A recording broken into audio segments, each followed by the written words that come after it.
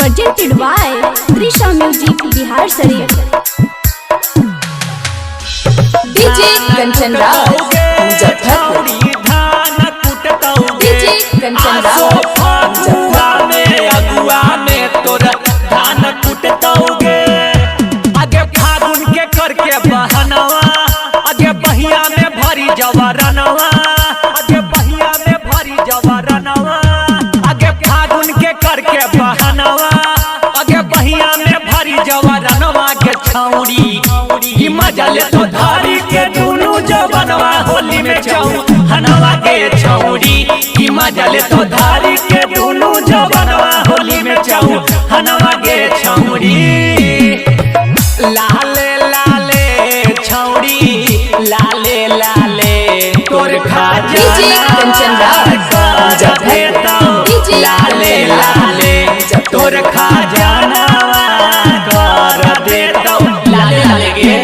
पूरा न मान हको होली न गे ऊपर नीचे सब टोली न गे सारा रारा जोगी जी सारा रारा पूरा न मान हको होली न गे ऊपर नीचे सब टोली नागे आगे ले जाके बाबा दलनवा छोड़ा फलनवा चिलनवा के छौड़ी ई मजा ले तो धारी के दुनू जवानवा होली में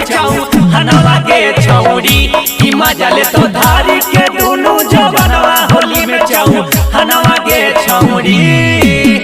बोल के लगाई तो रंगवा गोल के लगाई तो DJ Kanchan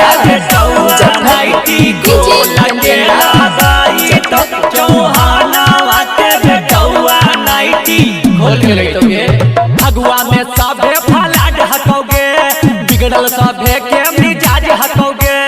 सारा रारा जोगी जी सारा रारा भगवा में सभे फलाड हकोगे बिगड़ल सभे के मिजाज हकोगे आगे विवेक ब्रदर चौहानवा गणेश मुकेश मुसकनवा के छौड़ी ई मजा ले तो धारी के दुनू जवानवा होली में हनवा के छौड़ी ई मजा ले तो धारी के दुनू जवानवा होली में हनवा के छौड़ी presented by Trisha Music Bihar Sharif.